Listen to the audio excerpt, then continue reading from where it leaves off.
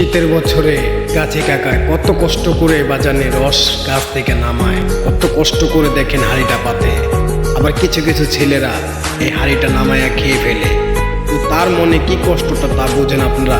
দেখেন কত কষ্ট করে গাছটা ছিলে, গাছটার ভিতরে হাঁড়ি পাততেছে, রস পড়বে, সেই রস গৃহস্থকে দেবে, তারপরে সে নেবে, নিয়ে বিক্রি করে টাকা ইনকাম করে উপার্জন করে সংসার নিয়ে চলবে, খাবে। তো কত কষ্ট করে মানুষটা দেখেন গাছের উপরে হাঁড়ি পাচ্ছে।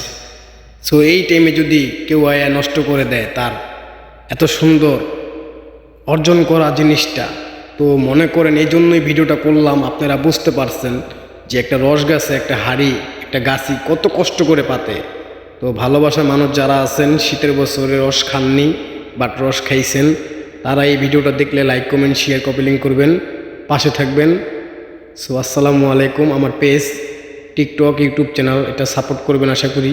কেননা আপনাদের মাঝে অনেক কষ্ট করে কন্টেন্ট ব্লগগুলো তৈরি করি, বিচে খুঁজে খুঁজে অনেক জায়গায় যাই, অনেক কিছু করি, অনেক জায়গায় যাই, ভিডিওগুলো খুঁজে বের করি।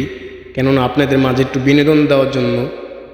এই দেখছেন কতটুকু একটা গাছের ভেতর হাঁড়িটা পাচ্ছে, রস পড়তেছে, আল্লাহ তাআলার দানীয় জিনিস করতেছে।